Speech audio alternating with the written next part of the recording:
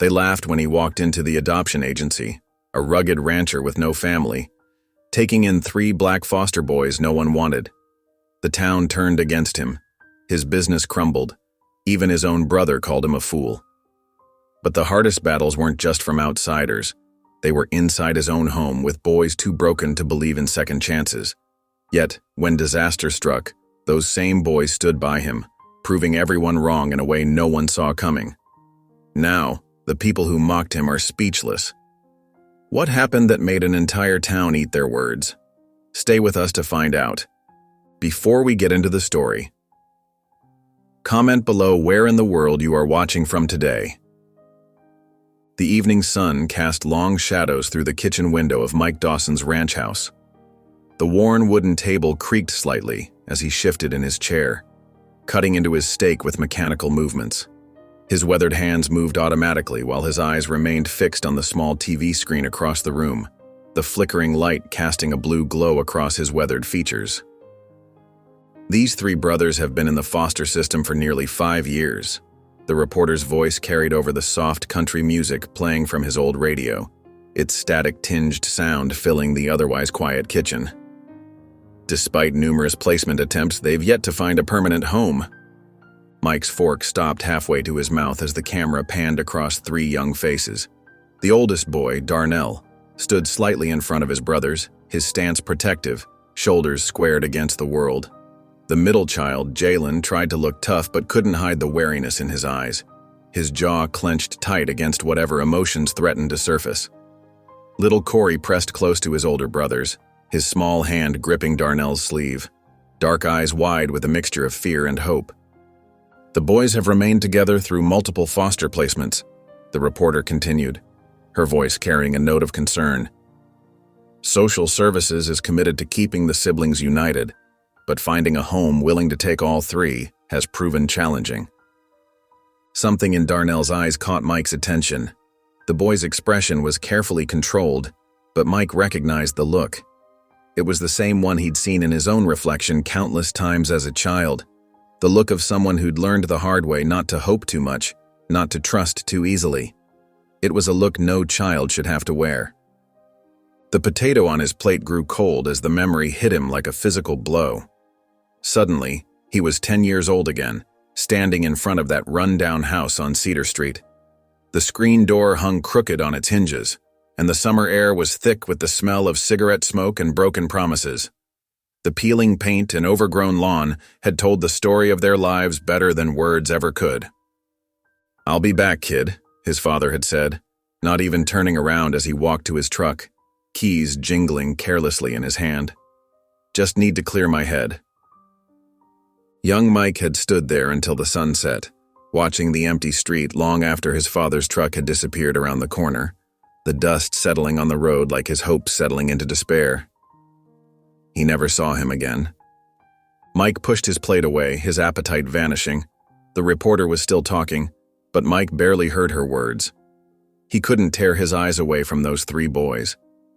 Darnell's protective stance over his brothers, Jalen's defiant attempt to look unaffected, little Corey's obvious need for security, it all spoke to something deep inside him, stirring memories and emotions he'd long tried to forget. If no one else wants them? The thought surfaced before he could stop it. Mike shook his head, trying to dismiss the idea. He was a single man running a working ranch. He lived alone, liked his solitude, kept to himself. What did he know about raising kids, let alone 3 boys who'd been through so much? The very thought seemed impossible, yet it refused to leave him alone. Hours later, Mike lay in his bed, staring at the shadows dancing across his ceiling. The clock on his nightstand read 11:30 p.m., its red numbers glowing accusingly in the darkness.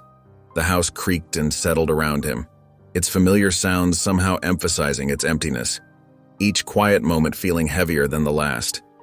He'd spent 20 years building this life, creating this sanctuary away from the world that had hurt him so badly as a child. It was safe, predictable, under his control. The ranch was his escape, his fortress against the uncertainties that had plagued his youth. Taking in 3 boys would change everything. His routines, his space, his quiet mornings with coffee on the porch, it would all be different. They'd need attention, guidance, patience. They'd need someone who wouldn't walk away when things got tough. Someone who could prove that not all promises were meant to be broken. Mike shifted restlessly, punching his pillow into a more comfortable shape. Tomorrow loomed ahead of him, heavy with the weight of the decision he needed to make. He closed his eyes, but sleep remained elusive as those three young faces kept appearing in his mind, their eyes full of the same questions he'd once asked himself. The morning sun hadn't quite cleared the horizon when Mike stepped onto his weathered porch, coffee mug warming his calloused hands. His boots scraped against the wooden planks as he settled into his usual spot, watching the ranch come alive with dawn's first light. The coffee tasted bitter. He'd forgotten to set the timer right, too distracted by thoughts of those three boys from the news report. Their faces had haunted him all night, especially the youngest one's tear-stained cheeks as the reporter described their situation. His truck keys jingled in his pocket as he paced, leaving his coffee to grow cold on the porch railing. The decision had kept him tossing and turning all night, but somehow, in the quiet of the morning, everything seemed clearer. The empty rooms in his house had never felt more hollow. Without letting himself think twice, he grabbed his worn leather hat, pulled on his boots and headed for his truck. The engine rumbled to life, familiar and reassuring in the early morning stillness. The foster care agency looked out of place on the outskirts of town, a plain government building wedged between a grocery store and a hardware shop. The faded blue awning over the entrance had seen better days, much like the children who passed through its doors. Inside, the fluorescent lights buzzed overhead as Mike approached the front desk. Clara Benson, the receptionist, peered at him over her reading glasses, her expression a mixture of surprise and suspicion. Her fingers hovered over a stack of manila folders. "Can I help you?" she asked, her hand pausing over her keyboard. "I'm here about adopting." Mike cleared his throat, his voice rougher than usual. "The three boys from the news report last night." Clara's eyebrows shot up. "The Thompson brothers?" "Yes, ma'am." She studied him for a long moment before reaching for her phone, her red fingernails clicking against the plastic. "Let me call Mrs. Langston." Mrs. Deborah Langston appeared a few minutes later, her gray hair pulled back in a neat bun, her dark eyes sharp and assessing. A string of pearls gleamed at her throat as she led Mike to a small conference room, her heels clicking against the linoleum floor. The room smelled of coffee and old paper. "Mr. Dawson," she began, settling into her chair and smoothing her navy skirt. "I'll be direct. Why would a single rancher suddenly want to adopt three boys, particularly three boys with their history?" Mike met her gaze steadily. "They need a home, don't they?" "It's not that simple. These boys have been through trauma. They need stability, understanding, cultural support." "Ma'am," Mike interrupted, his hands clasped tightly on the table. "I know what it's like to be unwanted, to watch someone walk away. I can't fix their past, but I can give them a future. I've got room enough, and Lord knows I've got love enough." Mrs. Langston sighed, tapping her pen against her notepad. Her expression softened slightly. "I'll arrange a meeting." When the boys entered the room, Mike felt his breath catch. The oldest, Darnell, moved like someone used to fighting. Shoulders squared, jaw set, eyes hard. His worn jean jacket hung loose on his frame, but there was strength in the way he positioned himself slightly in front of his brothers, his crossed arms a clear barrier. A small scar above his right eyebrow spoke of past troubles. Jalen slouched in behind him, all nervous energy and defiance.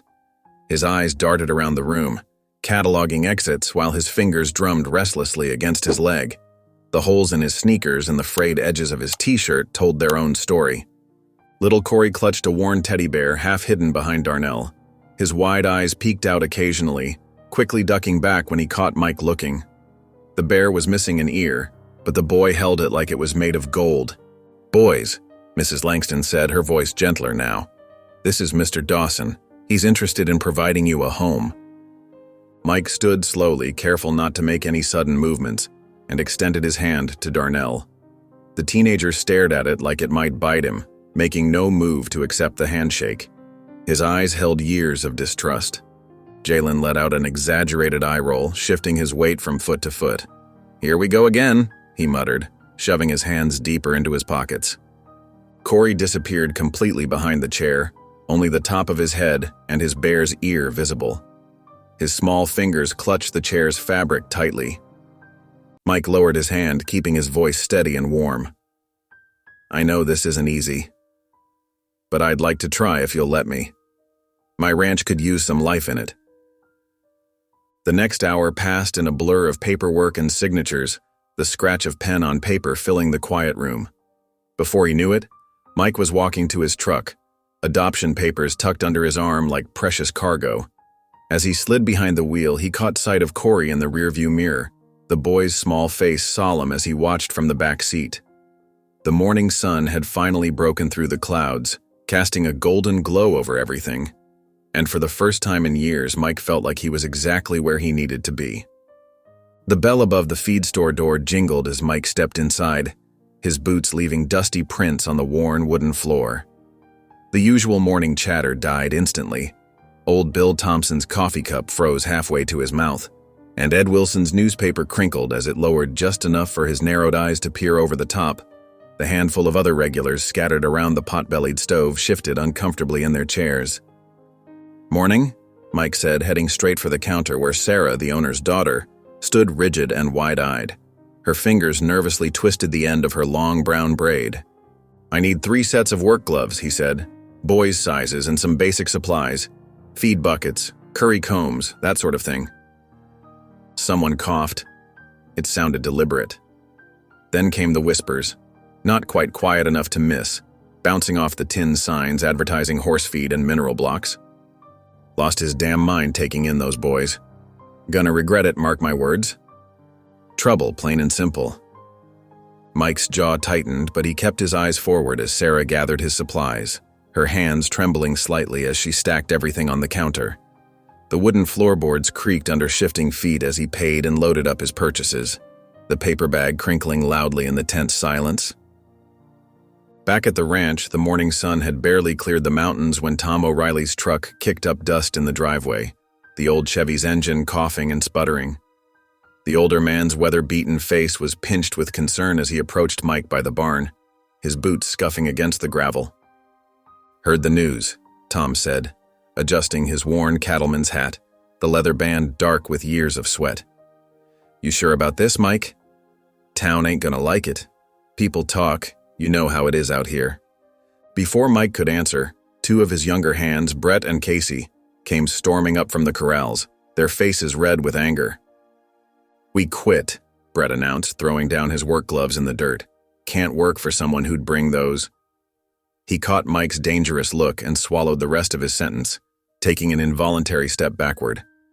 The screen door slammed with a sharp crack, and Mike turned to see his brother Frank's tall frame filling the doorway, casting a long shadow across the porch. Frank's face was set in hard lines, his arms crossed over his chest, his boot heel tapping an impatient rhythm. "This is a mistake," Frank said, following Mike into the kitchen. "You can't save them, Mike. You're not thinking straight. These boys have a reputation."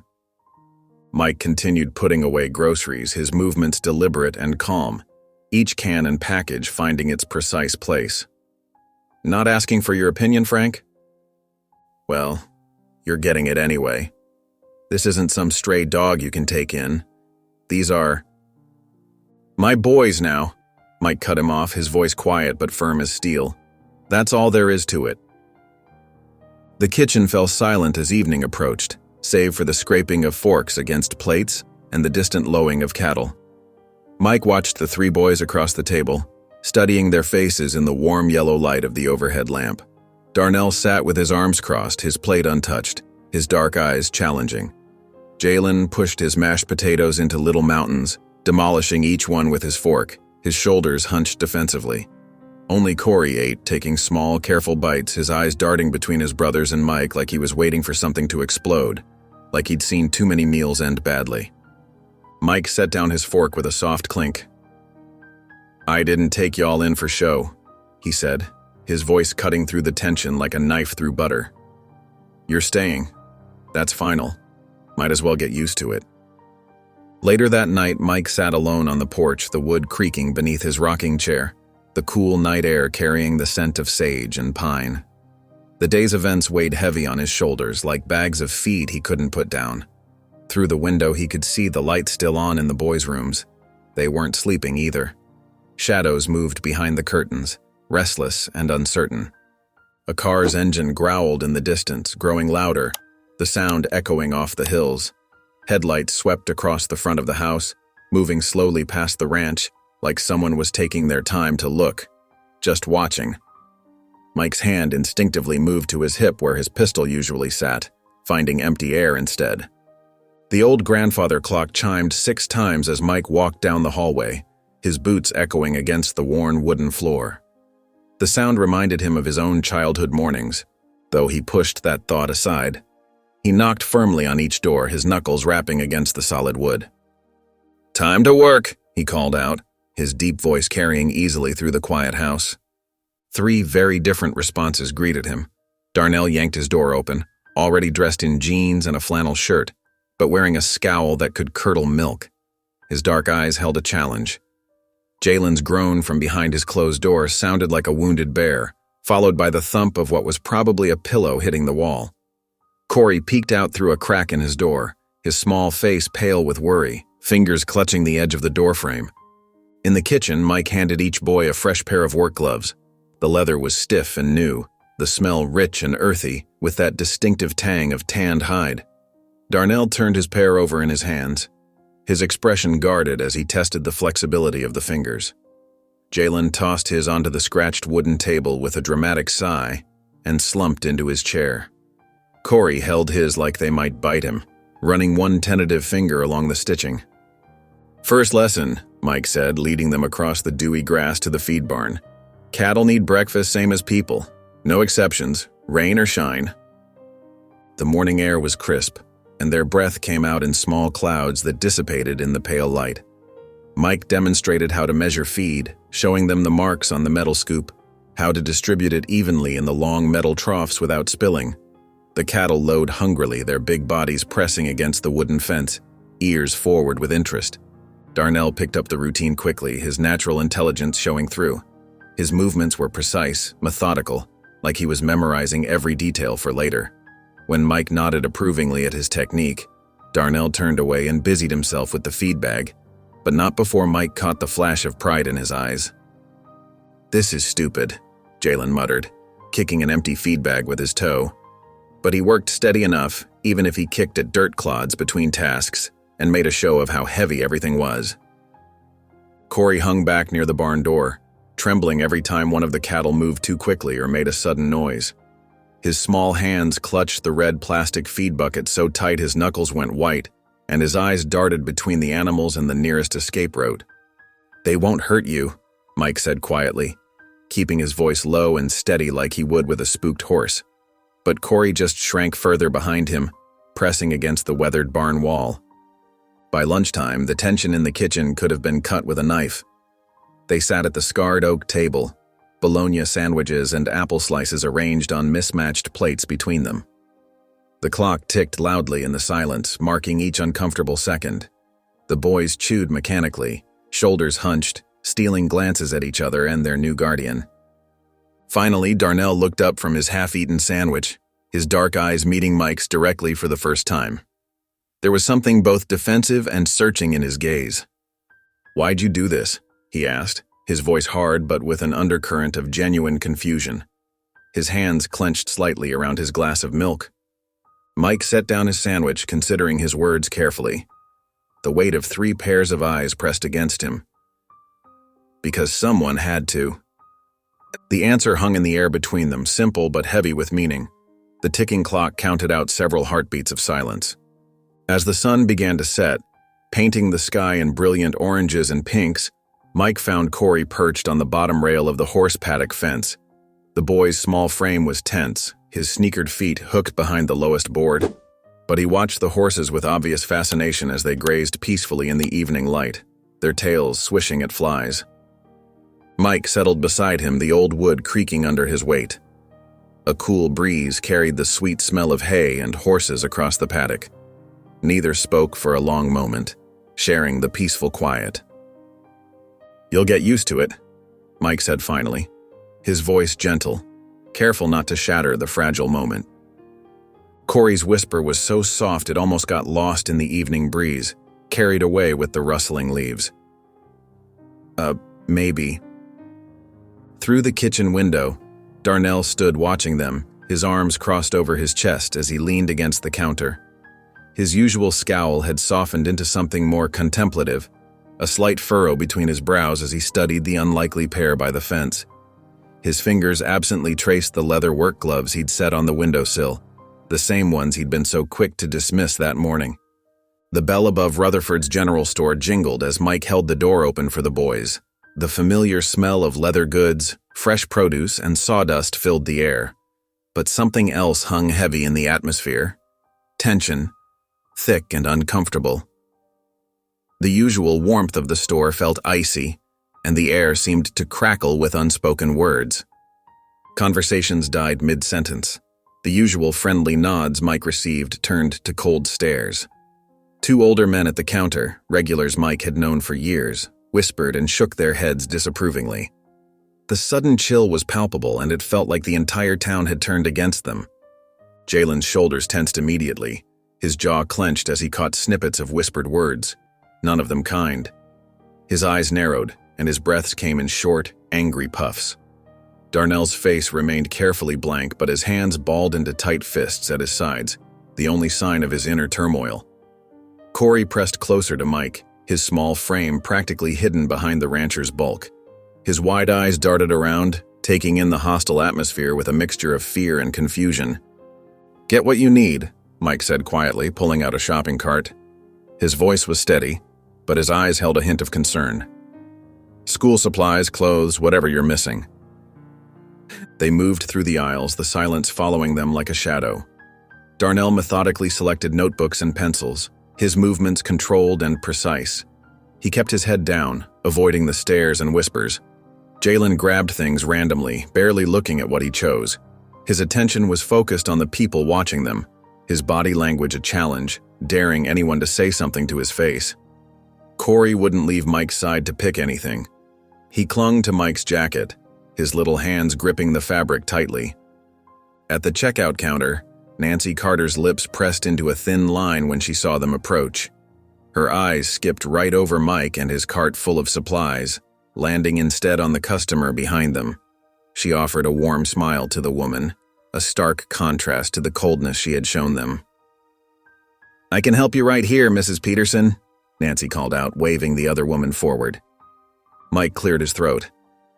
"Nancy, I believe I was first," he said, his voice firm but polite. She sniffed, adjusting her glasses. "Didn't see you there, Dawson," she replied, her tone dismissive. The sound of boots on wooden floorboards announced Henry Tate's approach. The older rancher leaned against a nearby display, his weathered face twisted in a sneer. His eyes narrowed as he looked at the boys, his disapproval clear. "Didn't think you were the type to take in strays, Mike," Henry drawled, loud enough for everyone to hear. His words were like a match to gasoline, igniting the tension in the room. The words hung in the air like poison. Jalen's body coiled like a spring, and he took a threatening step forward. "Say that again," he challenged, voice trembling with rage. His hands clenched into fists, ready to fight. Mike's hand found Jalen's shoulder, firm but gentle. He leaned down close to the boy's ear. "Not like this," he murmured, feeling the tension in Jalen's muscles. His grip was a reminder to stay calm, to not let the anger control him. Corey pressed his face against Mike's jacket, shaking slightly. His eyes were squeezed shut, as if trying to block out the harsh words and cold stares. Darnell stood absolutely still, his dark eyes taking in every face, every whisper, every gesture, recording it all like entries in a ledger. His expression was unreadable, but his eyes held a storm of emotions. The drive home stretched long and silent. Jalen stared out the window, his reflection in the glass showing barely contained fury. His jaw was set, and his eyes were hard. Darnell sat ramrod straight, his face unreadable, but his eyes held a depth of pain and anger that belied his calm exterior. Corey huddled in the middle, making himself as small as possible. He looked up at Mike with wide, scared eyes, seeking reassurance in the storm of emotions. The moment Mike's truck pulled up to the ranch house, Jalen was out the door. His feet pounded up the porch steps, and seconds later, his bedroom door slammed with enough force to rattle the windows. The sound echoed through the house, a stark reminder of the day's events. Mike's hand stayed on the steering wheel, his knuckles white with tension. He'd known this day would come, had prepared himself for it. But watching those boys face the town's prejudice, seeing the pain and anger in their eyes, nothing could have truly prepared him for that.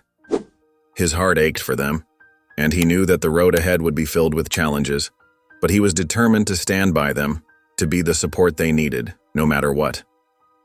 Mike wiped down the kitchen counter, glancing at the clock for the third time in 5 minutes. The boys should have been in for dinner by now. Darnell was in his room. Mike could hear his music playing softly through the thin walls, some melancholy tune he didn't recognize. Corey sat cross-legged in front of the TV, barely watching some cartoon, his small shoulders hunched with tension. But Jalen's absence gnawed at him like a persistent ache. "Darnell!" Mike called out, his voice echoing through the house. "You seen your brother?" No response. Just the steady thrum of music and the occasional shuffling of feet. Mike's jaw tightened as he grabbed his truck keys, the familiar weight doing nothing to ease his growing concern. The metal felt cold against his palm as worry churned in his gut. He'd learned enough about Jalen in the past week to know the boy was a magnet for trouble, always testing limits, always pushing boundaries.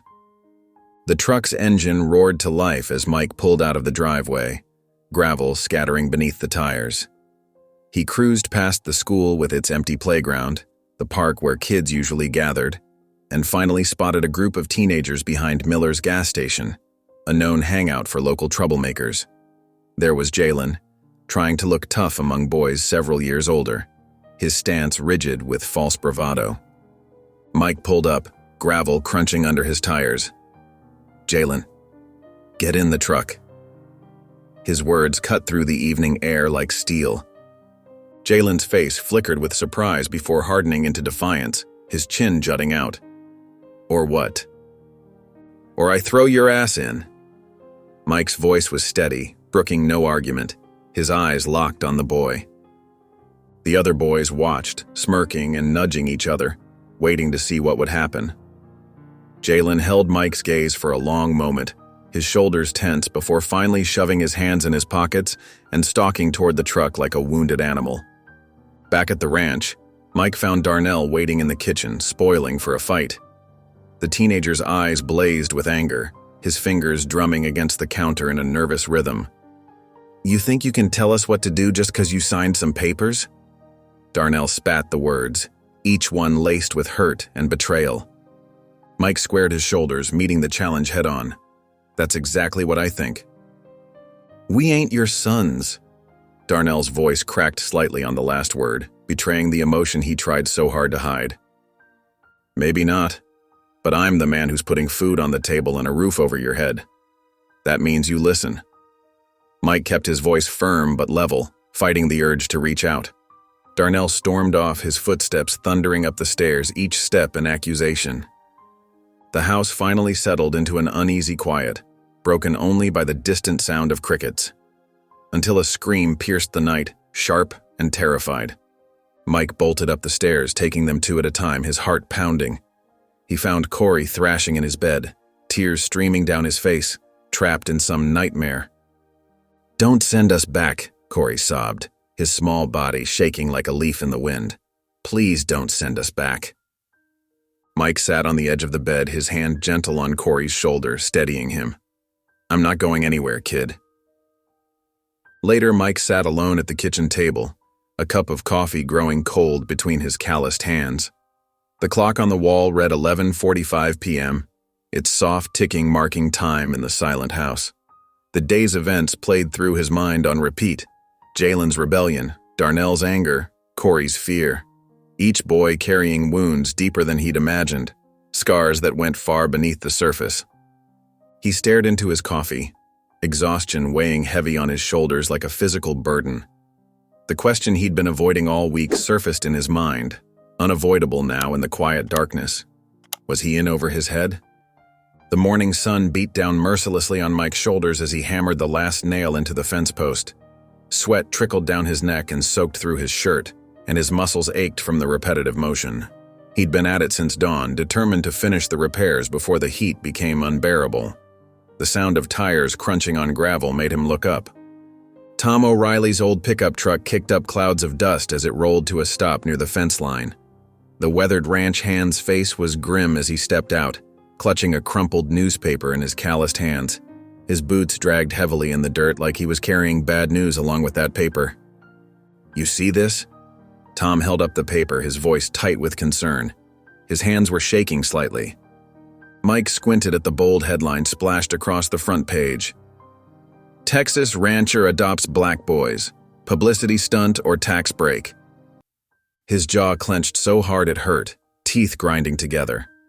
The hammer in his hand suddenly felt heavier, like it was made of lead instead of steel. That evening, the TV news droned in the background as Mike prepared dinner, mechanically chopping vegetables for a stew. The boys were scattered around the house, Darnell doing homework at the kitchen table, his textbooks spread out like a barrier, Jalen sulking in his room with the door firmly shut, and Corey playing with some toy cars on the living room floor, making quiet vrooming sounds. The reporter's voice cut through the domestic silence, catching Mike's attention. "And now, a statement from Senator Clayton Henshaw regarding the controversial adoption." The senator's polished face filled the screen, his expression a carefully crafted mask of false concern. His expensive suit and perfectly combed hair screamed privilege. "I'm not saying Dawson is a bad man, but you have to wonder, what's in it for him?" Mike's phone started ringing more frequently after that, but not with good news. Regular customers called to cancel their orders, making flimsy excuses. The Wilson family, who'd bought cattle from him for 15 years, suddenly found another supplier without explanation. 3 more ranch hands quit by sunset, mumbling about family obligations and other opportunities. The sharp crack of something hitting metal jolted Mike awake that night. He grabbed his shotgun from beside the bed and rushed outside, heart pounding against his ribs. The security light illuminated the barn in harsh shadows, and his stomach dropped at what he saw. Bright red paint dripped down the wooden doors like blood, spelling out "traitor" in angry, jagged letters. The fresh paint glistened wetly, still running in thin rivulets. The screen door creaked behind him. All 3 boys stood on the porch, huddled together in their pajamas. Corey's eyes were wide with fear, his small hands clutching his brother's shirts. Jalen's fists were clenched tight enough to whiten his knuckles. And Darnell. Darnell just shook his head slowly, like he'd been expecting this all along. "Told you this was a mistake," Darnell said, his voice hollow and resigned. Mike stood in the midnight darkness, leaning against the defaced barn. The paint was still wet, glistening under the harsh security light like an open wound. His ranch, his life's work, was being torn apart piece by piece, and he could feel the weight of it pressing down on his shoulders. Jalen kicked at the dirt, scuffing his bare feet against the ground, not meeting Mike's eyes. "We should leave." Mike straightened up, squaring his shoulders as he faced his boys. His voice came out firm and steady, carrying across the yard like a promise. "Number, we're not going anywhere." The sun hadn't yet risen when Mike knocked on each bedroom door, his knuckles rapping firmly against the wood. "Up and at 'em, boys, we got work to do." His deep voice carried through the quiet house like thunder. Groans and mumbles echoed through the hallway, mixing with the sound of rustling blankets and creaking bed frames. Jalen pulled his pillow over his head, trying to block out the morning. Darnell sat up slowly, eyeing Mike with the same suspicion he'd shown since day one. Only Corey moved quickly, already used to early mornings from his previous foster homes. Mike led them to the stable where 4 horses waited, saddled and ready in the pre-dawn light. The morning air was crisp enough to make their breath visible, and dew sparkled on the grass like scattered diamonds. The horses stamped their feet impatiently, their breath creating small clouds in the cool air. "Today you learn to ride," Mike announced, patting the nearest horse's neck. The animal nickered softly, leaning into his touch. Darnell stepped forward first, his usual guard dropping slightly as he approached a brown mare. His shoulders relaxed, and something in his expression softened. Mike watched, surprised and pleased, as the teenager naturally knew how to position himself beside the horse. With minimal instruction, Darnell swung into the saddle like he'd been doing it his whole life, adjusting the reins with instinctive ease. "Well, would you look at that?" Mike said, genuine pride warming his voice. He hadn't expected this hidden talent from his oldest foster son. Even Tom, who was watching from the fence with his usual morning coffee, raised his eyebrows in appreciation. The old ranch hand rarely showed approval for anything. Jalen struggled more, his frustration building with each attempt until Mike helped him adjust his stance and showed him the proper way to grip the saddle horn. Corey needed to be lifted onto his pony, but his eyes shone with excitement once he was settled, small hands clutching the reins exactly as Mike had shown him. They rode along the fence line, Mike teaching them the basics of steering and stopping. The morning sun warmed their backs as they moved across the pasture, the horses' hooves leaving tracks in the dewy grass. Something about the rhythm of hoofbeats seemed to loosen tongues, making it easier to speak what was usually left unsaid. "Everywhere we go," Jalen said suddenly, his voice tight with emotion, "people look at us like we don't belong." His fingers tightened on the reins, knuckles white with tension. Mike kept his eyes forward, giving Jalen space to speak. The boy's words hung in the morning air, heavy with years of pain and rejection. The horses continued their steady pace, providing a gentle backdrop to the moment. "Then we show 'em we do," Mike replied simply, his words carrying the weight of experience. Darnell, riding ahead on his mare, turned slightly in his saddle. For the first time since arriving at the ranch, Mike saw something like respect in the older boy's eyes, a tiny crack in his carefully maintained armor.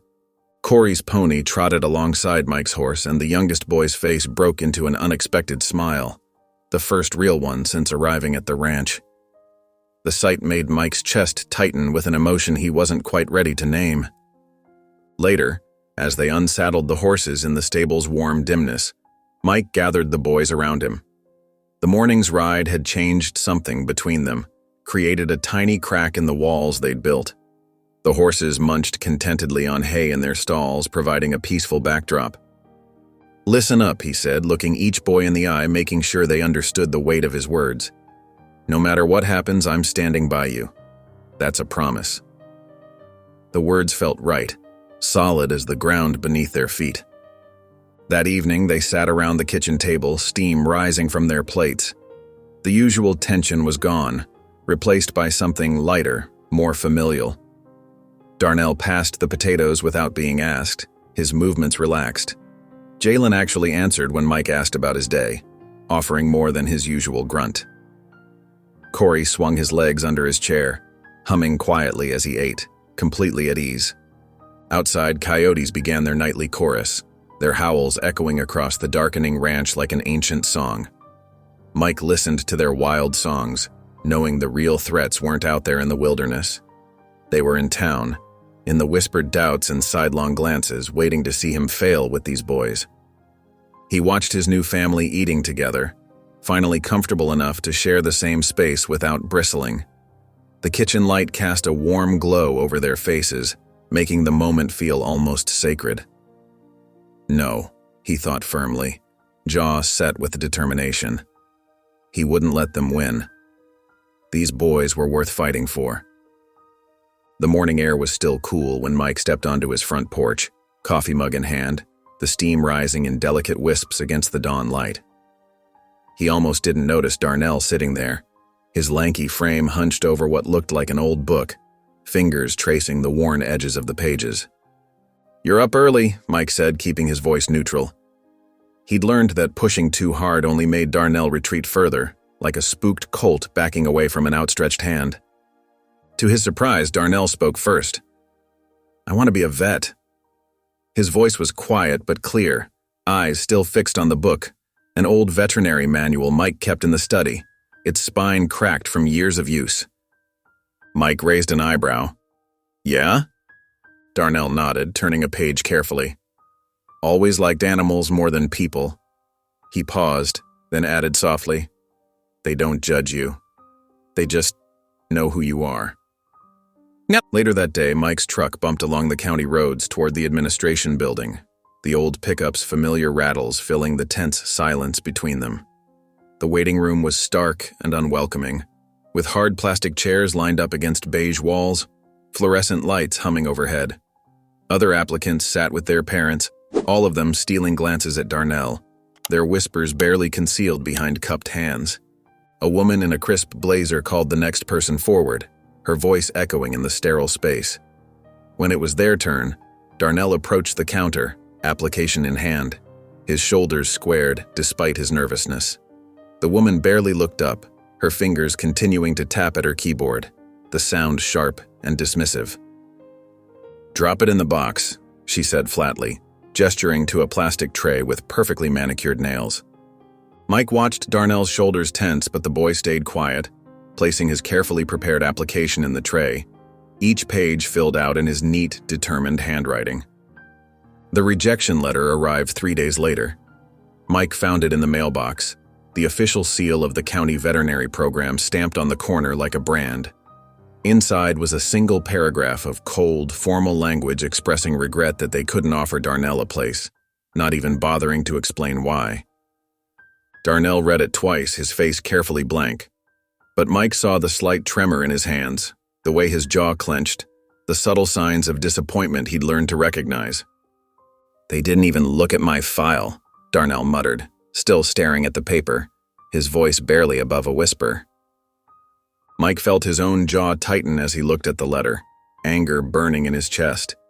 He'd seen this before, the polite dismissals, the doors closing before they even opened. The way some folks could say no without ever having to admit why, their prejudices hidden behind official letterheads and proper procedures. That evening, Mike stood in his kitchen, the rejection letter sitting on the counter like an accusation, its edges curling in the humid air.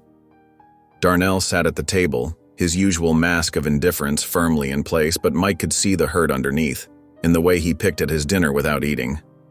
"This ain't over," Mike said firmly, his voice cutting through the heavy silence, determination hardening his words into a promise. The university hallway echoed with Mike's heavy footsteps as he marched toward the program director's office, the polished floor reflecting the fluorescent lights overhead. His jaw was set, shoulders rigid with purpose, hands clenched at his sides. The secretary tried to stop him, half rising from her chair with protests, but he walked right past her desk without breaking stride. Dr. Milton Hayes sat behind a massive mahogany desk, his silver hair perfectly combed, his suit crisp and expensive. A wall of academic degrees and awards loomed behind him like silent guardians. He barely looked up from his computer when Mike entered, his manicured fingers continuing to tap at the keyboard. "Can I help you?" Hayes asked, his tone suggesting he'd rather do anything else, not bothering to offer Mike a seat. "Yeah, you can tell me why Darnell wasn't accepted into your program." Mike planted his hands on the desk, leaning forward, his weathered rancher's hands a stark contrast against the polished wood. "I want a real answer." Hayes sighed, finally turning away from his screen with an air of practiced patience. "Mr. Dawson, we receive hundreds of applications. We have limited spots. Surely you understand." "Cut the bull." Mike's voice was low but firm, each word carefully measured. "Darnell has straight A's. He's got more hands-on experience with animals than most kids twice his age. What else you need?" Hayes leaned back in his leather chair, which creaked softly under his weight, a small smirk playing at the corners of his mouth. "Mr. Dawson, surely you understand that we must choose candidates who are the best fit for our program's image?" "Image?" Mike's fingers dug into the wood of the desk, leaving slight indentations in their wake. "This program isn't for kids like him." Hayes's words dripped with condescension, each syllable precise and cutting. "We have a certain standard to maintain." Mike's vision went red. His right hand curled into a fist, knuckles white with restraint, tendons standing out along his forearm. Every fiber of his being wanted to reach across that desk and wipe that smug look off Hayes's face. But he thought of Darnell, of how hitting this man would only prove their prejudices right, would only make things harder for his boy. He could almost hear Darnell's voice in his head, telling him to keep cool. Instead, Mike straightened up slowly, drawing himself to his full height. "You haven't heard the last of this," he said, his voice steady despite the rage burning in his chest like hot coals. Hayes just smiled, already turning back to his computer with dismissive confidence. "Good day, Mr. Dawson." That evening, Mike sat on the porch still seething, the wooden railing creaking under his grip. The sunset painted the sky orange and pink, streaks of purple starting to emerge, but he barely noticed its beauty. His coffee had gone cold beside him, untouched, the bitter aroma fading into the evening air. The screen door creaked open behind him, the familiar sound of worn hinges breaking through his dark thoughts. Darnell stepped out, his tall frame casting a long shadow across the wooden boards. He stood there for a moment, hands in his pockets, shoulders slightly hunched before speaking. "You don't gotta fight for me, Mike." Mike kept staring straight ahead at the darkening horizon where the first stars were beginning to appear. "Yeah, I do." The early morning sun hadn't yet risen when Mike sat at his kitchen table, phone pressed to his ear. The room was lit only by the dim glow of the overhead light, casting shadows across his weathered face. He'd already made 15 calls, each one ending in polite dismissal or outright rejection. His coffee had gone cold, but he kept dialing, determination etched in every line of his face. "Yes, ma'am. I'm calling about a discrimination case at the veterinary program," he said for what felt like the 100th time. His voice was hoarse from repeating the same story, and his fingers drummed restlessly against the worn wooden table. By mid-morning, his persistence paid off. Dr. Lena Carter's voice came through the phone, warm but professional. "Mr. Dawson, tell me about your son's application." Her tone carried a hint of genuine interest that had been missing from all the previous calls. Mike's heart caught at the word "son," but he pushed forward, explaining Darnell's straight A's, his natural way with animals, and the clear discrimination they'd faced. His words came faster now, driven by hope and fierce protectiveness. "Send me his file, doctor," Carter said firmly. "I'll review it personally and write him a recommendation. This kind of thing happens too often. It needs to stop." The conviction in her voice made Mike's shoulders relax slightly for the first time that morning. Mike had barely hung up when his phone rang again. This time it was the sheriff's office, and his moment of relief vanished instantly. The station was small, all faded brick and worn linoleum floors, with the sharp smell of cleaning supplies hanging in the air. Mike's boots echoed as he strode in, finding Jalen slumped on a wooden bench. The boy's lip was split, dried blood on his chin, and his knuckles were scraped raw. His usual defiant posture was there, but something in his eyes looked defeated. Sheriff Taylor stood nearby, his weathered face grim, thumbs hooked in his belt loops. "Found him and 3 other boys fighting behind the hardware store." He lowered his voice, glancing at Jalen. "Other boys' parents want blood, but I saw what happened. They started it. Been watching those troublemakers for weeks." Mike's chest tightened as he looked at Jalen, anger and worry warring in his gut. "What the hell were you thinking?"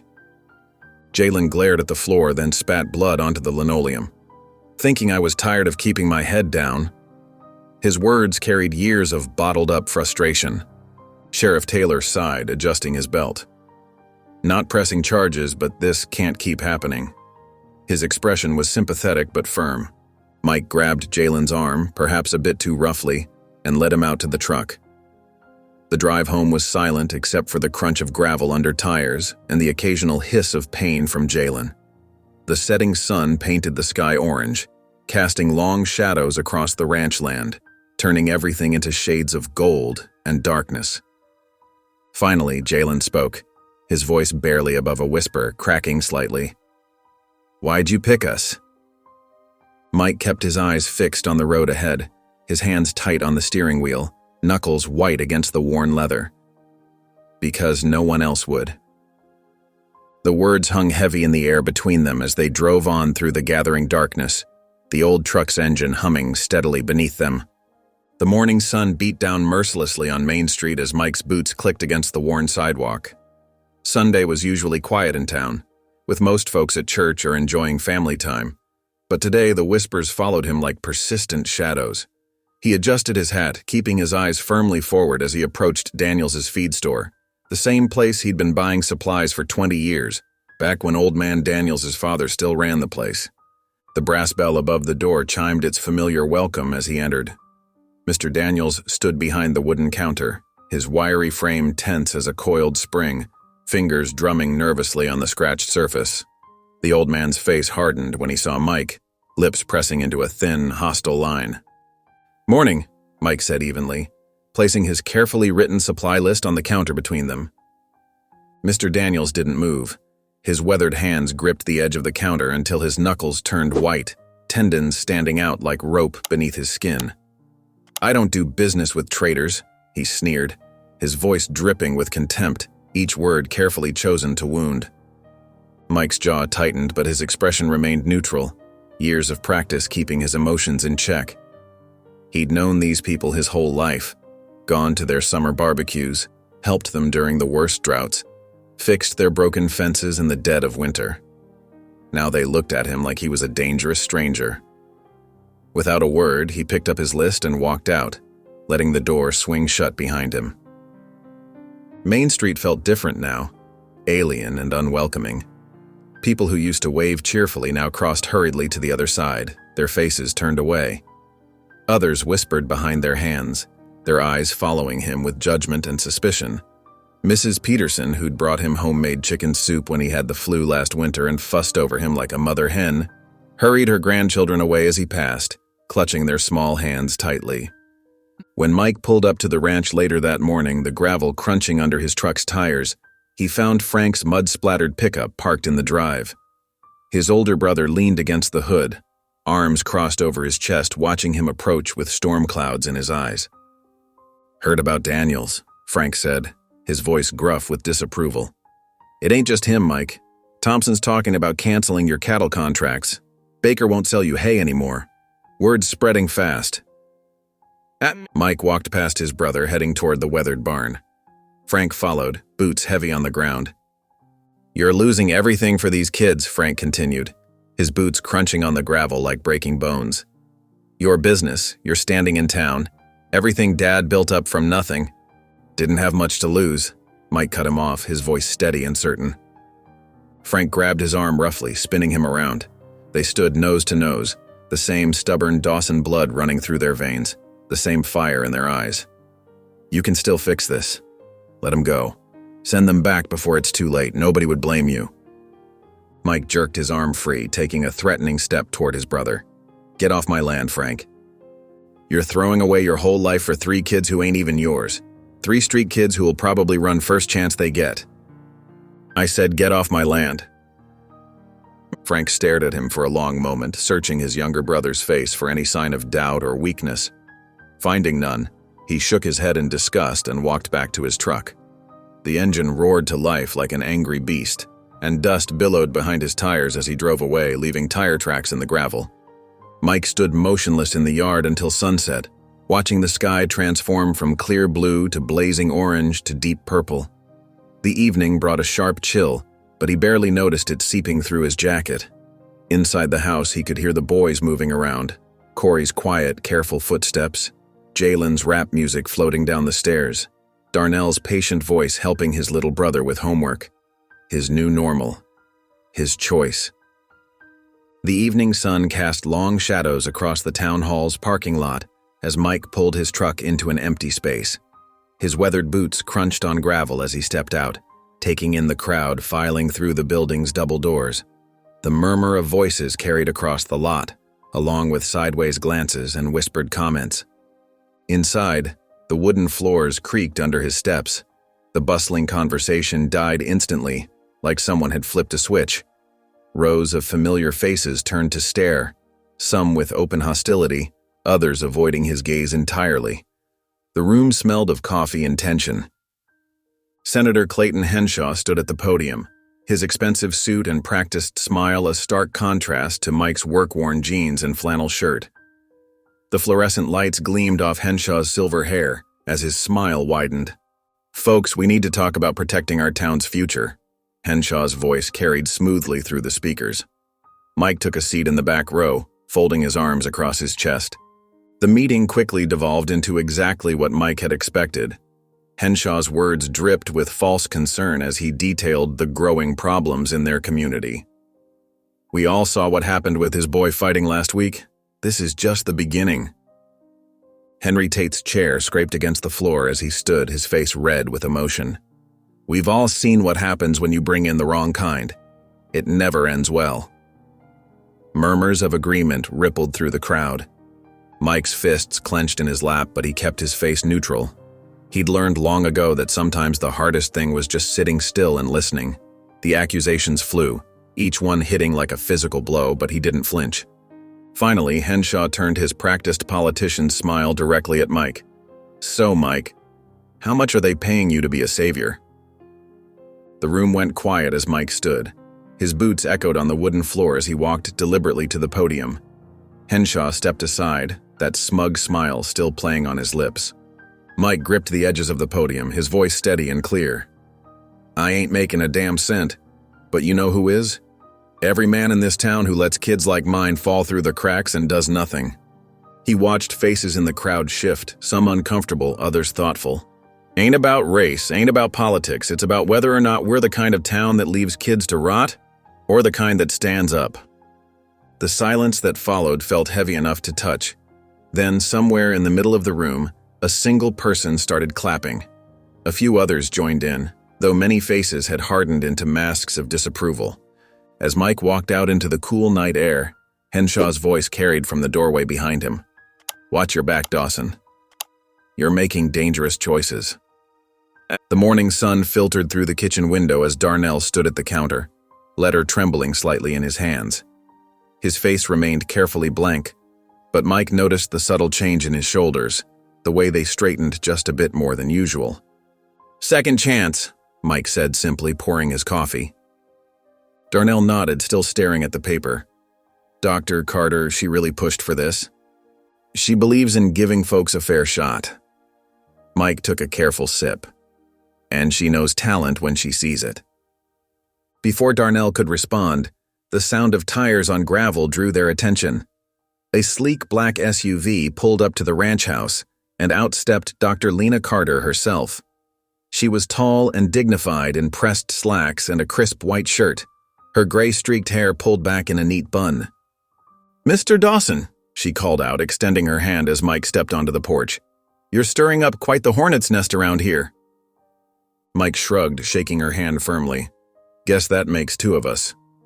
Dr. Carter's eyes found Darnell, who hung back in the doorway. "You must be the young man I've heard so much about." Her smile was warm but professional. "Show me what you can do with those horses." For the next few hours, Dr. Carter watched as Darnell worked. He led her through the stables, explaining his daily routine, demonstrating how he checked each horse's health. When one of the mares seemed skittish, he approached her with a gentle confidence that made Dr. Carter raise her eyebrows. "Notice how he picked up on her anxiety right away," she murmured to Mike. "That's not something you can teach." They watched as Darnell calmed the mare, his movements slow and deliberate. His voice was soft as he spoke to her, and gradually the horse settled. "You're better than half the interns I trained," Dr. Carter called out, "and they had years of formal education." For a moment, Darnell just stared at her. Then slowly, a smile spread across his face. Not his usual guarded half-smile, but something real and bright that transformed his entire expression. As the day wore on, the sun began its descent, painting the sky in brilliant oranges and pinks. Darnell stood at the fence, watching the colors fade. Mike walked up beside him, both of them comfortable in the evening quiet. "Gonna be a vet one day, huh?" Mike asked softly. Darnell's eyes stayed on the horizon as he nodded. "Yeah." The aroma of sizzling bacon wafted through the ranch house, pulling Jalen and Corey from their sleep. Corey stumbled into the kitchen first, his Superman pajamas wrinkled and his eyes still heavy with sleep. He rubbed them with small fists, taking in the unusual sight of Mike standing at the stove, spatula in hand. "Are we celebrating something?" Corey asked, climbing onto one of the wooden kitchen chairs. Mike's lips curved into a rare smile. "Maybe." Later that morning, Mike insisted Jalen join him for fence repairs on the north pasture. Jalen dragged his feet the whole way to the truck, still nursing his wounded pride from last week's fight. The drive was silent except for the crunch of gravel under tires. They worked side by side under the Texas sun, Mike showing Jalen how to properly secure the wire fencing. Sweat dripped down their faces as they hammered posts and stretched wire. After 2 hours of work, Jalen finally broke the silence. "Why do you care so much?" he asked, not looking up from the fence post he was securing. Mike paused, wiping his forehead with his sleeve. He thought about it for a moment, remembering his own childhood, the empty house, the father who walked away. "Because somebody should have cared about me." Jalen's hands stilled on the wire. He didn't respond, but the hard lines around his mouth softened just a bit. Back at the house, Corey was helping clean up after lunch when it happened. "Dad, where should I put these plates?" The words slipped out naturally, unconsciously. Mike's heart skipped a beat, but he kept his voice steady, acting like nothing extraordinary had happened. "In the dishwasher, bud." That night, after tucking Corey into bed, Mike sat alone on the porch steps. The stars spread across the Texas sky like scattered diamonds, and he felt something catch in his throat. That one simple word, "Dad," hit him harder than any punch ever could. The screen door creaked and Darnell stepped out. Mike wordlessly handed him a cold soda from the cooler beside him. They sat in comfortable silence, watching Jalen chase fireflies with Corey in the yard. Finally, Darnell spoke, his voice quiet but clear in the evening air. "Maybe this ain't the worst place to be." Mike nodded, taking a sip of his own drink. The words weren't much, but coming from Darnell, they meant everything. The afternoon sky darkened ominously as heavy clouds rolled in from the west, casting shadows across the ranch. Mike stood on the porch, his weathered face creased with concern as he watched the wind whip through the trees. The horses in the paddock shifted nervously, their tails swishing back and forth. "Storm's coming," Mike called out to the boys. "Big one by the looks of it.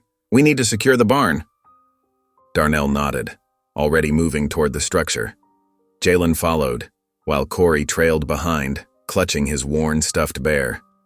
The wind grew stronger with each passing minute, whistling through the gaps in the barn boards. "Get those hay bales stacked against the wall," Mike instructed, checking the door's hinges. "And make sure all the tools are—" A deafening crack of thunder cut him off. The horses whinnied in fear, and the barn doors suddenly burst open, slamming against the walls with enough force to splinter the wood. Rain began pelting down in heavy sheets. "Get inside," Mike shouted over the howling wind. "I've got to get the horses." Debris flew through the air. Branches, loose equipment, even a sheet of corrugated metal torn from somewhere. Darnell grabbed Corey's arm, pulling his little brother toward the house. "Come on!" But Corey resisted, tears streaming down his face. "What about Mike?" "Inside. Now." Darnell's voice left no room for argument. He practically carried Corey to the house as the storm raged around them. From the relative safety of the kitchen, they watched through the window as Mike struggled with the panicked horses. The wind seemed determined to knock him off his feet. Lightning flashed, illuminating the scene in stark bursts. "Where's Mike?" Jalen yelled, pressing his face against the glass. "I can't see him." Another flash revealed Mike wrestling with the barn doors, trying to secure them against the brutal wind. Then came the sound, a horrible creaking groan that rose above even the storm's fury. One of the old oak trees was giving way, its massive trunk tilting toward the barn. Without hesitation, Jalen bolted for the door. "Jalen, no!" Darnell shouted, but his brother was already gone, sprinting through the downpour. The tree fell with a thunderous crash, missing the barn by mere feet. Through the rain-streaked windows, they could see Jalen reaching Mike, both of them fighting against the wind to secure the doors together. Father and son working as one against nature's fury. Hours later, when the storm finally passed, they stood amid the wreckage. The barn's roof was half gone, tools and equipment scattered everywhere. Mike's shirt was torn, and a cut above his eye had dried with blood. Jalen was soaked to the bone, still shaking from cold and adrenaline. Their eyes met across the debris-strewn yard. Jalen swallowed hard before speaking. "We're gonna fix it, right?" The morning sun crept over the horizon, revealing the full extent of the storm's destruction. Fallen trees littered the pastures, fences lay broken like scattered matchsticks, and the barn's roof gaped open to the sky, Despite his aching muscles and the dark bruises covering his arms, Mike was already outside at first light, the steady rhythm of his hammer echoing across the ranch as he worked to repair a broken fence post. When the boys stumbled out of the house, they found him covered in sweat and dirt, determination etched into every line of his face. Darnell was the first to move, quietly rolling up his sleeves as he approached. "Where do you want me?" he asked, his voice steady and sure. Mike pointed to a stack of lumber. "Need to shore up that section of the barn before we lose more of the roof." Jalen stretched his sore arms, wincing slightly from yesterday's efforts. "Guess we got work to do," he said, already heading toward the tools. Only Corey hung back, his eyes wide as he took in the devastation. The storm had terrified him, bringing back memories of other nights when he'd felt helpless and afraid. But watching his brothers jump into action, something shifted in his expression. He squared his small shoulders and joined them. Throughout the day, something remarkable happened. Without being told, each boy found his place in the recovery effort. Darnell moved among the horses with quiet confidence, checking each one for injuries and calming their nerves. His touch was gentle but sure, and the animals responded to him instantly. Jalen, usually so quick to anger, channeled his energy into rebuilding. He took charge of the barn repairs, directing the placement of support beams and organizing the work with surprising skill. Mike watched as the boy who'd been getting into fights just days ago now led with natural authority. Even little Corey found his role, meticulously sorting through scattered tools and equipment, creating an organized system that made everyone's work easier. His fear forgotten, he darted back and forth across the yard, making sure everyone had what they needed. As the sun began to set, Mike found himself pausing more and more often just to watch them. These weren't the same scared, angry boys who'd arrived at his ranch. These were young men taking ownership of their home, protecting what was theirs. When darkness finally forced them to stop, they gathered on the porch, their bodies aching but satisfied. The ranch was far from fixed, but they'd made real progress. They sat in comfortable silence, covered in dirt and sweat, but there was pride in their exhaustion. Darnell broke the quiet, his voice soft but clear in the evening air. "Didn't think I'd say this, but feels kinda nice having a place to come back to." Mike looked at him, feeling a sudden tightness in his throat. "That's what home is," he replied simply, watching as his words settled over all of them like a warm blanket. The afternoon sun beat down mercilessly as Mike pulled his truck into the feed store's parking lot.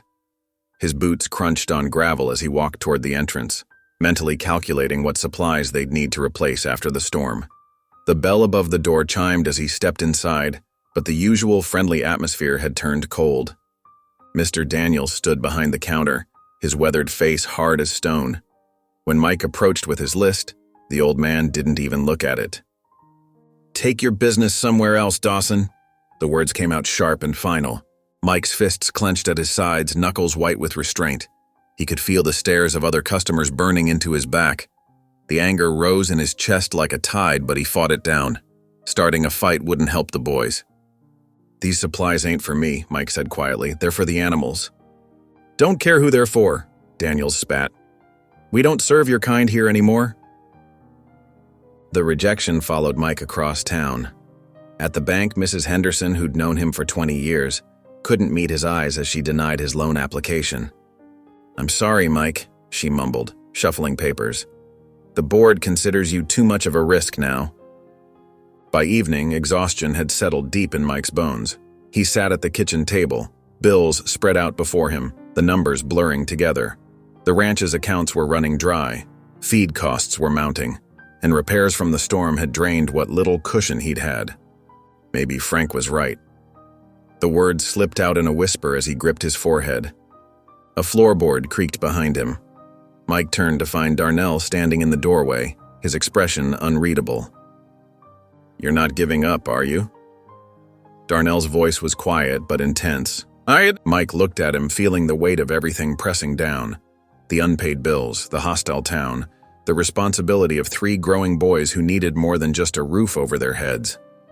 "I don't know what else to do," Mike admitted, his voice rough with fatigue. Darnell stood there studying him with those observant eyes that seemed to see right through people. Finally he spoke, his words carrying a strength Mike hadn't heard before. That's never stopped you before." The simple statement hung in the air between them, carrying more weight than any lecture could. Mike stared at the boy, no, the young man, who'd shown up on his doorstep so guarded and angry just months ago. Later that night, Mike sat alone on the porch, the Texas sky stretching endless and dark above him. The stars seemed dimmer tonight, but he knew they were still there, just like he knew what he had to do.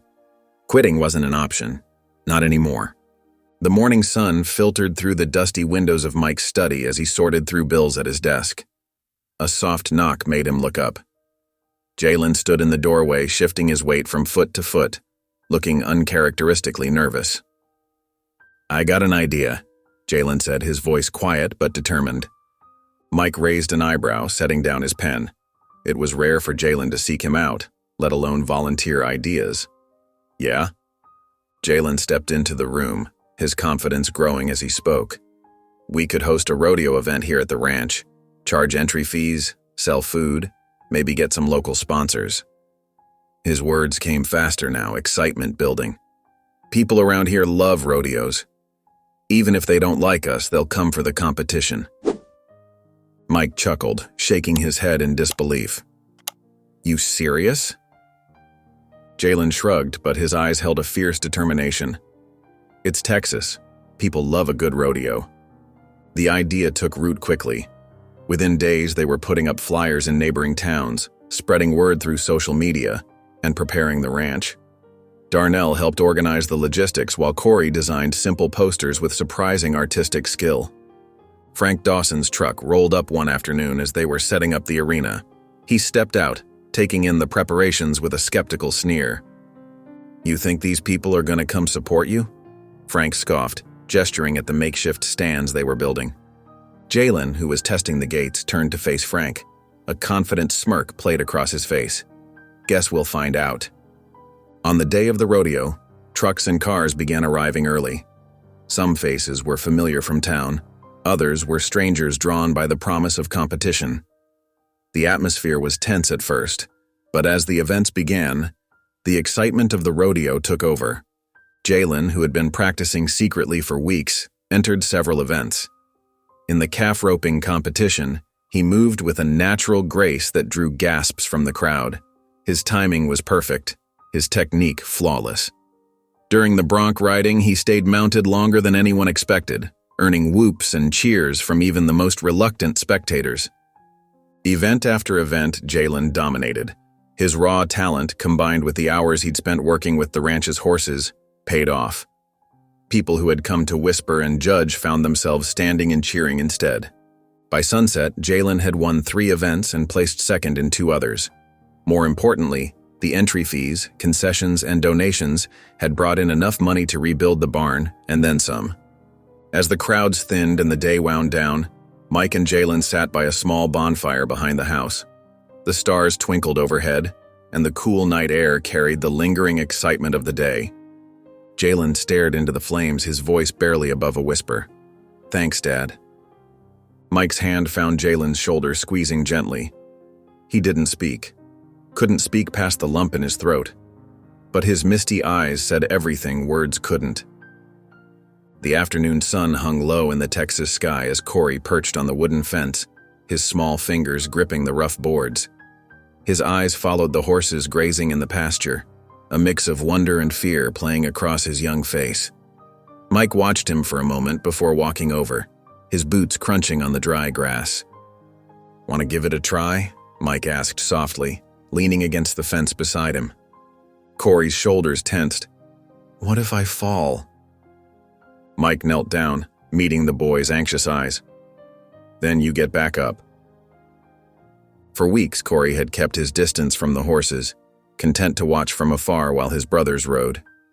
But today, something shifted in his expression. He took a deep breath and nodded. "Okay." From the barn doorway, Darnell and Jalen paused their work, watching silently as Mike helped their little brother approach the gentlest mare in the stable.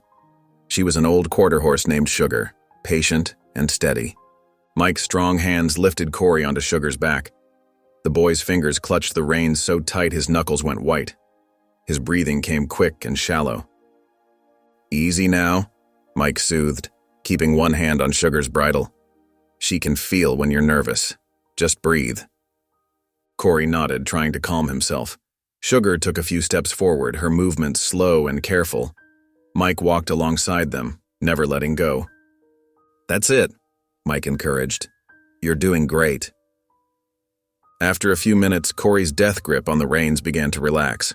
His breathing steadied.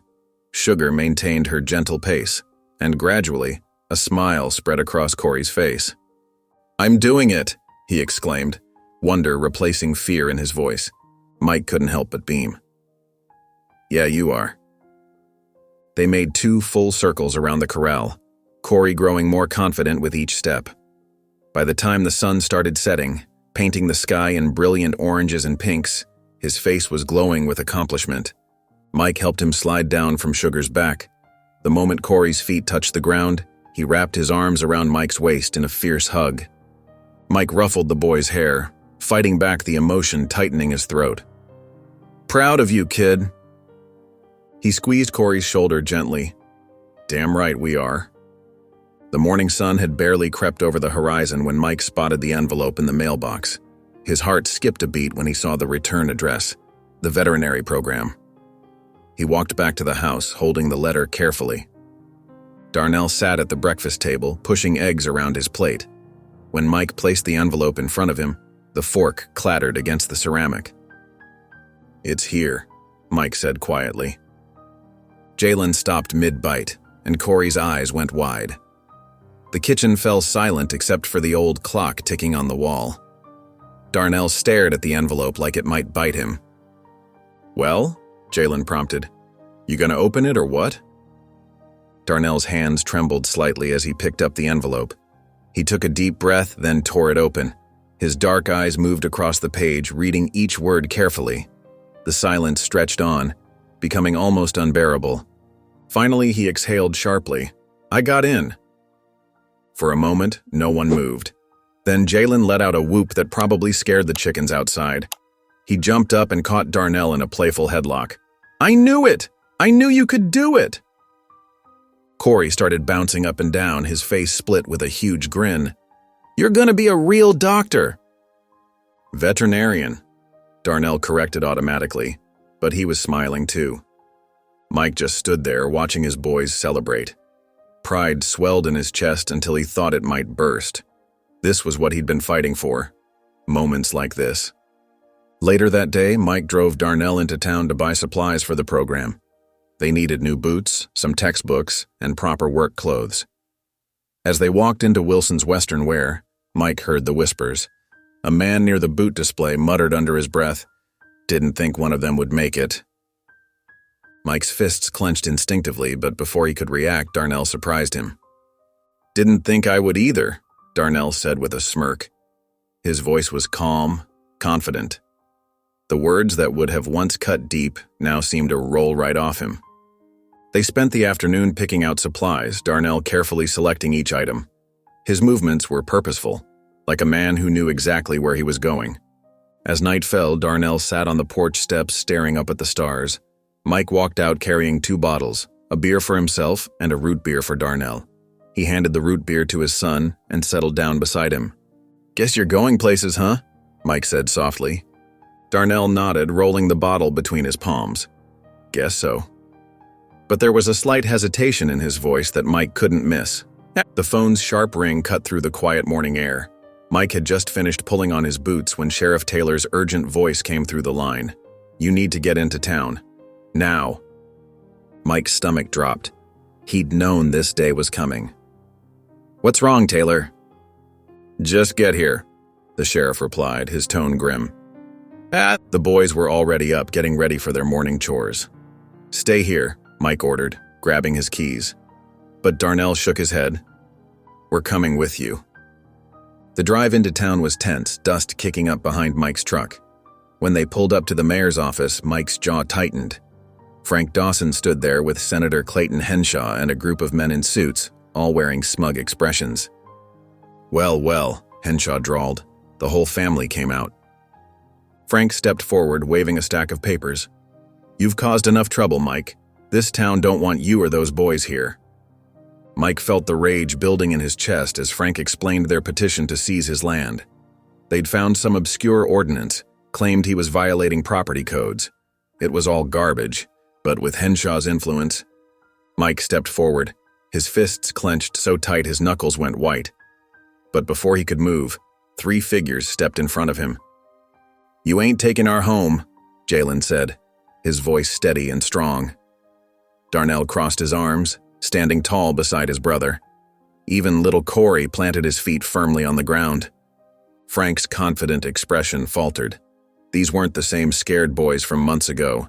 They stood like men now, defending their family. Sheriff Taylor cleared his throat. "You really want to do this because this town is watching?" And they were. A crowd had gathered. Storekeepers, ranchers, families. Not everyone wore the hate that Henshaw did. Some looked ashamed, others angry at the senator's tactics. Henshaw's face reddened. "This ain't over," he spat, but his voice lacked conviction. He turned sharply, his expensive boots clicking against the pavement as he retreated. That evening, Mike sat on the porch watching the sun paint the sky orange. The day's events kept playing in his mind. "They don't stop, do they?" he said, shaking his head.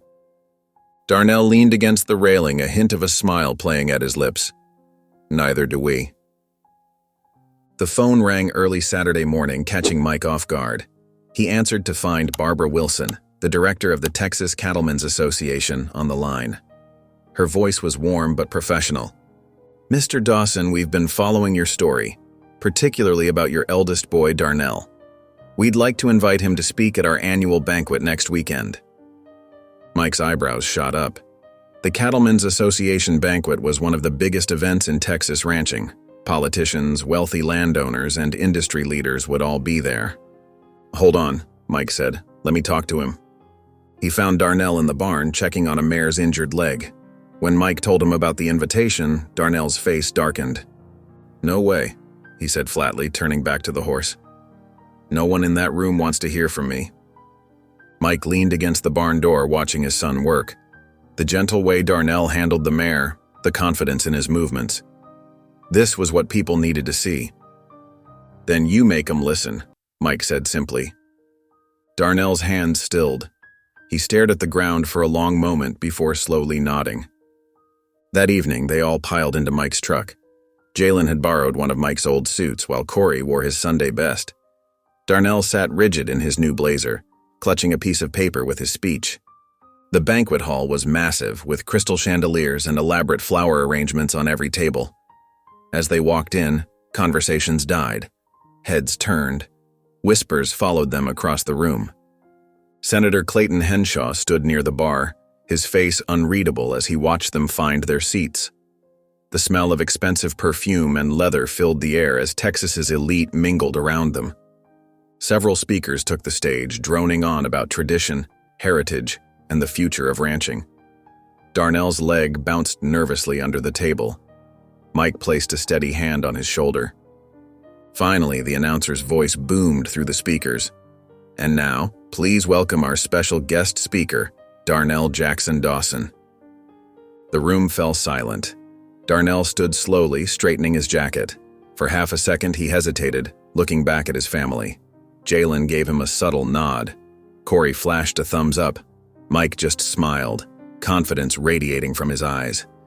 Darnell squared his shoulders and walked toward the stage, his footsteps echoing through the quiet hall. As he reached the podium, he looked out at the sea of skeptical faces, took a deep breath, and prepared to speak. Darnell gripped the microphone, his heart pounding but his voice steady. The banquet hall's crystal chandeliers cast a soft glow over the sea of faces staring back at him. Some curious, others skeptical, a few openly hostile. He cleared his throat. "People laughed when Mike Dawson adopted us." His words cut through the silence. "They said he was crazy, that we didn't belong, that we'd ruin his life." From his seat, Mike watched his son, chest swelling with pride. Jalen and Corey sat perfectly still, hanging on their brother's every word. "But let me tell you what really happened," Darnell continued, his voice growing stronger. "He didn't save us.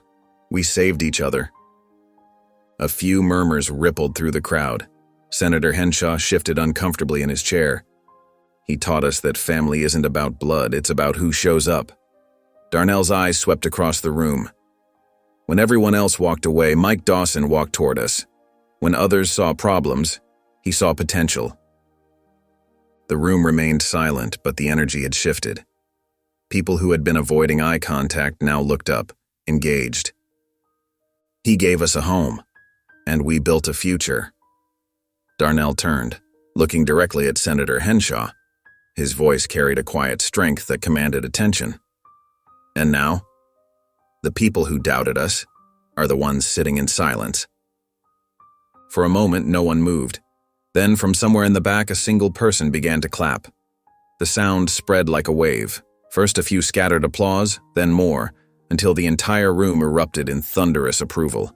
People stood, their faces transformed by genuine respect. Senator Henshaw remained seated, his face red with barely contained anger and embarrassment. Others who had once sneered now nodded appreciatively, unable to deny the truth and dignity in Darnell's words. Later that night, as they walked out of the banquet hall, the cool evening air felt fresh against their faces. Frank Dawson stood near his truck, watching them from a distance. When Mike caught his eye, Frank quickly looked away, shame evident in his expression. Senator Henshaw had disappeared immediately after the speech, nowhere to be found. Jalen nudged Darnell's shoulder as they headed to their truck. "Guess they weren't ready for us," he said with a smirk. Mike chuckled, keys jingling in his hand. "Guess not." Here's the 800-word continuation based on the provided instructions. The morning sun cast long shadows across the wooden porch as Mike settled into his favorite chair, the newspaper rustling in his weathered hands. The headline jumped out at him, bold and unmistakable. From foster kid to future vet, Dawson Ranch defies the odds. Jalen stumbled out onto the porch, his hair still messy from sleep. He squinted at the paper over Mike's shoulder, rubbing his eyes in disbelief. "They actually printed that?" Mike's lips curved into a knowing smile. Guess they had no choice. He took a long sip of his coffee, savoring both the warmth and the moment. Inside, Corey was sprawled on the living room floor, carefully cutting out the article to save it. Darnell pretended not to care, but Mike caught him reading it 3 times when he thought no one was looking. The morning stretched into afternoon, and subtle changes began appearing around town. At the feed store, where cold shoulders and whispers had become the norm, old Joe Thompson actually tipped his hat as Mike walked in. Sarah at the counter, who'd avoided eye contact for months, smiled hesitantly as she rang up his order. "Needed these supplies for a while now," Mike said, testing the waters. "Well," Sarah replied, her voice softer than usual, "we are happy to help." The ranch's phone started ringing more frequently. First, it was the Peterson farm, wanting to discuss a cattle sale. Then the Williams place called about boarding their horses. By mid-afternoon, Mike had to start writing down appointments in his old leather notebook. "Business picking up?" Darnell asked, watching Mike scribble another note. "Seems that way," Mike answered, trying to keep his voice neutral. But they both knew what it meant. Around 3 o'clock, a familiar truck drove slowly past the ranch. Frank Dawson, Mike's brother, sat behind the wheel, his face a mask of complicated emotions. He didn't stop, didn't wave, but his expression said enough. Regret hung heavy in his eyes as he drove past, the dust settling in his wake. Jalen noticed it too. "That your brother?" Mike nodded. "Yep." "He looks sorry," Jalen observed. "Sometimes sorry comes too late," Mike replied, but there was no bitterness in his voice anymore, just acceptance. As the day wound down, the setting sun painted the sky in brilliant oranges and pinks. Mike stood at the fence line, watching his horses graze peacefully in the pasture. The evening air was cool, carrying the sweet scent of hay and leather. Darnell's footsteps crunched on the gravel as he approached, coming to stand beside Mike. They stood in comfortable silence for a moment, both lost in thought. "So," Darnell finally spoke, his voice thoughtful. "We really changed things, huh?" Mike exhaled slowly, feeling the weight of everything they'd been through. The fights, the prejudice, the storm, the speech. It all led to this moment. "Maybe a little," he replied, understating what they both knew was a seismic shift in their world. The last rays of sunlight caught the dust in the air, turning it to gold around them. The horses continued grazing, unaware that anything had changed. But everything had. The early morning air hung crisp and cool as Mike helped Darnell load the last of his boxes into the truck bed. The sun hadn't quite risen yet, painting the sky in soft purples and blues. Jalen perched on the wooden fence, his leg bouncing up and down, betraying the emotions he tried so hard to hide behind a mask of indifference. Corey stood nearby, fidgeting with his hat for the 100th time, his small fingers working the brim nervously. His eyes were fixed on Darnell's every move, as if trying to memorize his brother before he left. Darnell tossed his final bag into the back of the truck, the thud echoing across the quiet ranch. He turned to Mike, uncertainty flickering across his usually confident face. "You sure about this?" Mike raised an eyebrow, his weathered face breaking into a small smile. "What, letting you go?" "Nah. But you earned it." His voice carried a mix of pride and resignation. The two stood there for a moment, the weight of change hanging between them. Then they clasped hands in a firm handshake that said more than words could. Mike's grip was strong, steady, a reminder of the foundation he'd built for these boys. From his perch on the fence, Jalen finally broke his silence. "Don't go getting all smart and forget about us." His voice aimed for casual, but landed somewhere closer to worried. Darnell chuckled, the sound warming the cool morning air. "Not a chance." His eyes met Jalen's, an unspoken understanding passing between them. Before anyone could say anything else, Corey burst forward, wrapping his arms around Darnell's waist in a tight hug. His small voice wavered as he pleaded, "Come back, okay?" Darnell's tough exterior softened completely as he ruffled Corey's hair. "Yeah, little man, I will." The promise rang true and clear in the morning stillness. They watched as Darnell climbed into his truck, the engine rumbling to life. The sound seemed to echo across the ranch, marking the end of one chapter and the beginning of another. As the truck disappeared down the dusty road, growing smaller and smaller until it was just a speck, Jalen let out a heavy sigh. "This place is gonna be weird without him," he admitted, finally dropping the act of not caring. Mike smirked, though his eyes held a hint of sadness too. "Better get used to it. Ain't none of you boys staying little forever." The day passed in a strange haze of normal activities that somehow felt different without Darnell's presence. When evening finally settled over the ranch, Mike found himself standing on the porch, staring at the empty space where Darnell's truck had always been parked. For the first time in a long time, he felt something different stirring in his chest. Not worry or doubt, but pure, simple pride. Not just in himself, but in his boys. The morning sun cast long shadows across the ranch as Mike walked the fence line, his boots crunching against the dried grass. He paused to inspect a loose post, making mental notes of repairs needed. The sound of hoofbeats approached, and he looked up to see Jalen riding toward him, sitting tall in the saddle like he'd been born to it. "You ever think about selling this place?" Jalen asked, pulling his horse to a stop beside Mike. Mike didn't hesitate. "Not a chance." Jalen nodded, a small smile playing at his lips. "Good." They continued along the fence together, Jalen pointing out spots that needed fixing. His eyes caught everything now. Loose boards, bent nails, places where the wire had started to sag. It wasn't just observation, it was ownership. At the barn, they found Corey brushing one of the horses, his small frame dwarfed by the animal's bulk. He was using quick, short strokes, his technique still uncertain. "Here," Jalen said, dismounting smoothly. "Like this." He demonstrated the proper way to hold the brush, his movements confident and sure. "Long strokes, see? Makes the coat shine better." Corey adjusted his grip, mimicking his brother's motions. The horse nickered softly, appreciating the improved technique. Mike leaned against the barn door, watching the scene unfold. Something tightened in his chest as he observed Jalen's patience, the natural way he stepped into the role of teacher, This wasn't the same angry kid who'd arrived at the ranch months ago. This was someone who belonged here, who understood the rhythm of ranch life and wanted to pass it on. Later that afternoon, Mike settled into his favorite chair on the porch, a letter from Darnell in his hands. The envelope was slightly crumpled, having traveled across several state lines to reach them.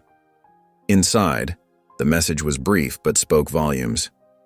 "Still don't know how you put up with us. Hope you're keeping those idiots in line. Don't let Corey get away with anything.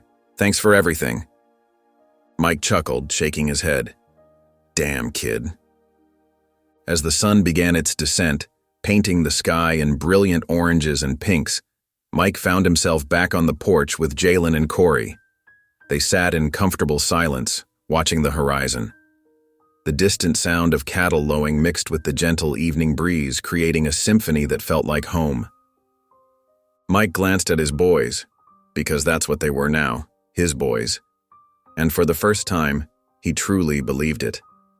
This was where they were meant to be. This was their home, their legacy, their future. The realization settled over him like a warm blanket, comfortable and right. The afternoon sun beat down on the ranch as a line of trucks and cars kicked up dust along the driveway. Mike stepped onto the wooden porch, his shoulders tensing at the sight of Sheriff Taylor leading a group of townspeople toward his house. Jalen appeared beside him, arms crossed, while Corey peeked out from behind the screen door. "What's this about?" Mike asked, his voice carrying a hint of wariness. These days, crowds usually meant trouble. Sheriff Taylor stepped forward, holding something in his hands. It was a polished wooden plaque, the sunlight catching on its brass lettering. "Thought you might want this." Mike descended the porch steps slowly, squinting at the object. His eyes widened as he read the words engraved on its surface. Dawson Ranch, a home built on strength, family, and second chances. The sheriff cleared his throat. Town council voted on it. Figured it was time to admit we were wrong about you. Mike stared at the plaque, his throat suddenly tight. He ran his fingers over the raised letters, feeling their weight. Not just the physical weight, but the meaning behind them. Behind him, he heard Jalen mutter, "Took him long enough." Several of the townspeople shuffled their feet, looking appropriately sheepish. Among them stood Nancy Carter from the general store, who now couldn't quite meet Mike's eyes. Even Henry Tate, the old rancher who'd caused them so much grief, stood in the back, his hat clutched in his hands. Corey bounded down the steps, excitement overcoming his usual shyness. He beamed at the plaque, then at Mike. "Guess we won, huh?" Mike exhaled slowly, shaking his head with a slight smile. "Guess so." The group helped mount the plaque by the entrance to the ranch, its brass surface catching the late afternoon light. As the townspeople drove away, leaving trails of dust in their wake, Mike stood before it, running his fingers over the engraving one more time. The setting sun painted the sky in shades of orange and purple, casting long shadows across the ranch. Mike remained by the entrance, feeling something he hadn't experienced since this whole journey began. Peace. Real, genuine peace. Behind him, the sounds of his home drifted through the evening air, Jalen calling out to the horses, Corey's laughter echoing from the barn. These were the sounds of family, of belonging, of everything they'd fought so hard to build. He traced the word family on the plaque, letting out a deep breath. They'd done more than just prove the town wrong. They'd shown them what family really meant. The evening sun cast long shadows across the ranch as Mike and Jalen worked on the final stretch of fencing. Their rhythmic hammering echoed across the pasture while Corey sat cross-legged in the grass nearby, his pencil moving steadily across his notebook. The air was cooling down, bringing relief after another scorching Texas day. Jalen paused, wiping sweat from his forehead with his sleeve before leaning against a freshly secured post. His eyes traveled across the sprawling ranch land before settling on Mike. "You ever think about what would have happened if you hadn't walked into that adoption agency?" Jalen asked, his voice carrying a hint of vulnerability that he usually kept hidden. Mike drove one last nail into the fence post before looking up, a slight smirk playing on his weathered face. "Every damn day." The answer hung in the air for a moment. Jalen shifted his weight, clearly wrestling with something deeper. Finally, he spoke again, his tone more serious than before. Why'd you do it, Mike? Really? Mike set his hammer down and straightened up, taking his time to consider the question. The setting sun painted the sky in brilliant oranges and pinks as he gathered his thoughts. Because family ain't about blood, he said finally, his voice firm with conviction. It's about who shows up. Corey looked up from his drawing, a small smile spreading across his face. And who stays, he added softly. Mike walked over and ruffled Corey's hair affectionately. Damn right. Later that night, they sat around the fire pit behind the house. The flames crackled and danced, casting warm light on their faces as they shared stories and memories. Jalen, who typically kept his emotions closely guarded, stared into the fire before speaking. I used to think we were just passing through here, he admitted quietly. That one day, it'd all fall apart. He poked at the burning logs with a stick, sending sparks floating up into the dark sky. Then he lifted his gaze to meet Mike's. Now? I can't picture myself anywhere else. Mike felt warmth spread through his chest that had nothing to do with the fire.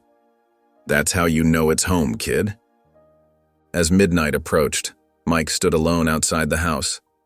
The cool breeze carried the scent of sage and desert flowers across the ranch. Inside, both boys were sleeping soundly.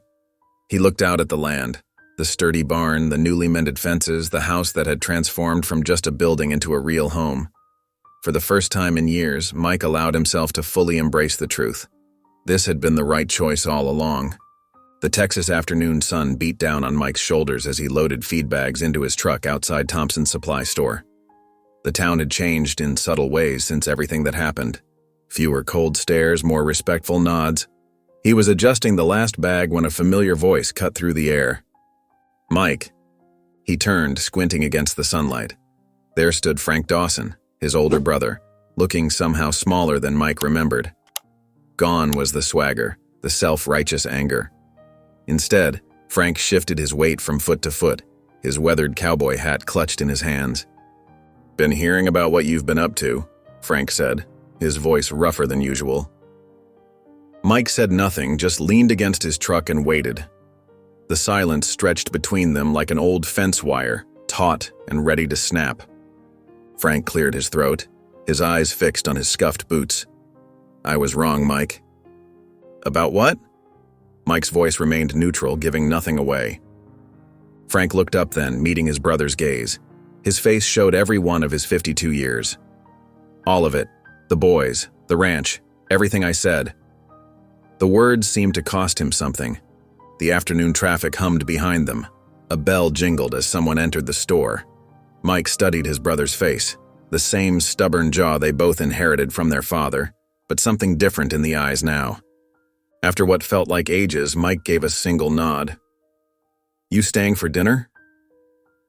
Frank blinked, clearly caught off guard by the simple offer. He swallowed hard, then nodded back. Yeah, I think I will. The drive back to the ranch was quiet, 2 trucks kicking up dust on the familiar road.